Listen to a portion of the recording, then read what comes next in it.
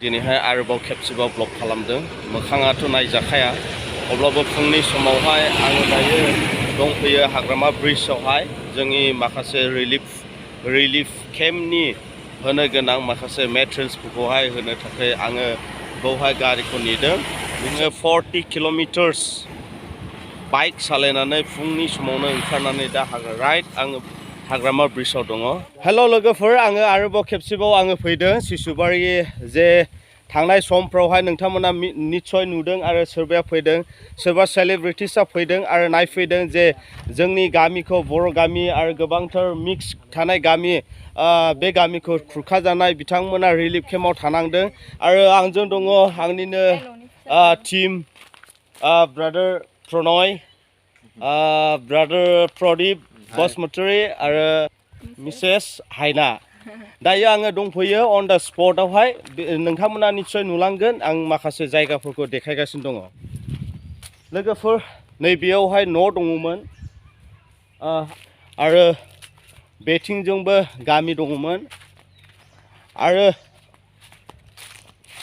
नैबे मोनसे मन्दिरमोन, मन्दिरनि थिङाखौ सिफायनानै लांनाय जाबाय आरो गोबां बेक्तिफ्रा बेनिफ्राय गुबुन जायगायाव शिफ्ट जाबाय आरो दंबावो जों नुदों गामिनि र'डाबो खुरस'बाय। दा गोबां बेक्तिफ्रा दिनै रिलिफ केम्पआव दंहैयो आरो दासिमबो फैफिननो हायाखै।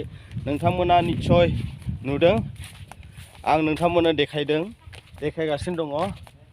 नैबे बेक्तियाबो दासिमबो सफैनो हायाखै गावनि न'आवहाय। बे जाहैबाय बेक्तिनि न' आरो दासिमबो बिथाङा रिलिफ केम्पनिफ्राय सफैनो हायाखै। दा आसा खालामदों नोंथांमोना निस्सय बेक्तिफोरनो सापर्ट खालामगोन आरो हेफाजाब खालामगोन।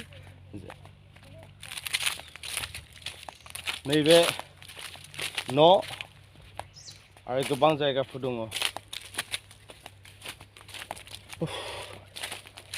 हेल' लोगोफोर, बेयाव दङमोन जाहैबाय थारुन बागान आरो गामियारिफोरनि मावनानै जाग्रा बियो मोनसे जायगामोन। निस्सय नोंथांमोना फैनानै नायनो हागोन बियो बेसेबांबा गुवार एरियामोन आरो बेयावहाय दैबाना जानायनि जाहोनावनो बिथांमोना रिलिफ केम्प थाहैनो गोनां जादों आरो नोंथांमोना नायलांबाय बेयावनो फैनानै गोजोननाय मोन्दों। गोबाव समनिफ्रायनो आङो थांखि लाबाय थादोंमोन नाथाय आङो सहैयासै आरो दिनै आङो आंनि टीमखौ लानानै जोङो गावनि जे सहायखौ होनो हागोन बेखौ सिन्था खालामनानै दिनै जोङो थानाय सिसुबारियाव थानाय रिलिफ केम्प बिथांमोनजों जोङो रायज्लायदों, बिथांमोननि कमिउनिटिजों जोङो सावरायदों आरो बिथांमोननि कमिटिनि दैदेनगिरिफ्रा बुंदों जे गोख्रैनो थांनानै थानायनि मोनसे सुबिदाखौहाय खालामनांसिगौ आरो गोबां इन्टेलेक्सुवेल बिथांमोनाबो बुंदों जे थांनानै थानाय सुबिदानि थाखाय जोङो गोख्रैनो गभर्नमेन्टजों रायज्लायगोन आरो आसा खालामदों निस्सय आंबो जे गभर्नमेन्टआ गोख्रैनो बिथांमोननि खहा जानायखौहाय सुफुंफिननो आरो मा बेबस्था लायोब्ला बिथांमोना आलो गोजोनै जिउ खुंलाङो आं बेखौसो आसा खालामदों।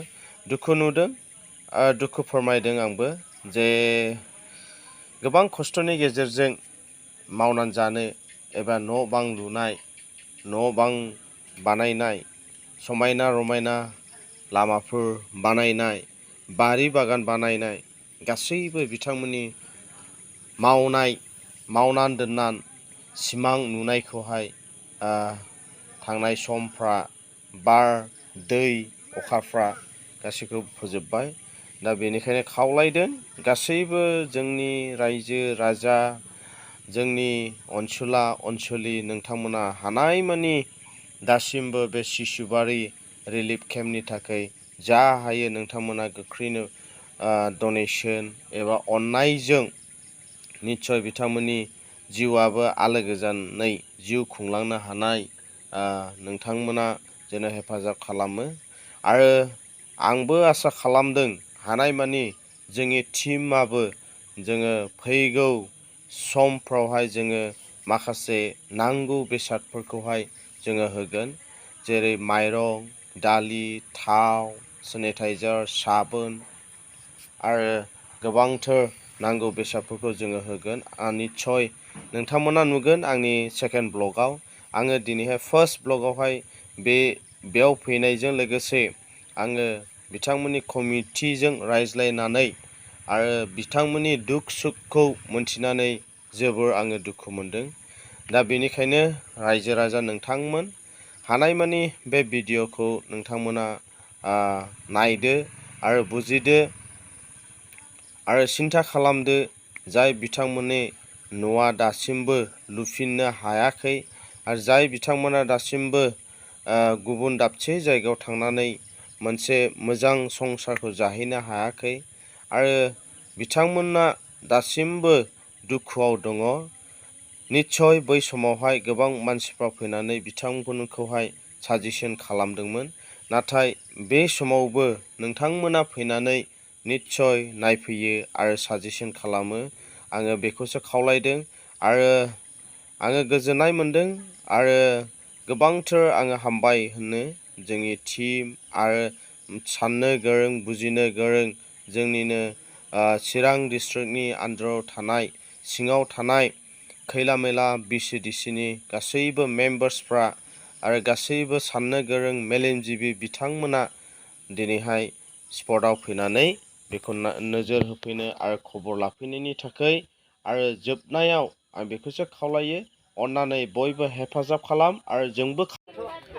फाइनालि आङो सिसुबारि रिलिफ केम्पआव फैदोंमोन आरो नुफैबाय गोबां रायजोफोरनि हा खुरखाजानाय व्यक्तिफ्रा दिनैहाय गावनि दुखु फोरमायदों आरो बेयावनो दङमोन माखासे रिलिफ न'आ आरो माखासेना न' गैजायिफ्रा दासिमबो थांनो हायाखै। नोंथांमोना निस्सय नुदों आरो जाय बिथांमोना दासिमबो दङ बिथांमोननिबो हा गैया आरो बिथांमोना माखौ मानो जानो थाखाय उसुबिदा जादों। बिथांमोननि न'आ नै दा बिथांमोना बेयाव दङ, नायलांबाय था, बेबो मोनसे जायगा।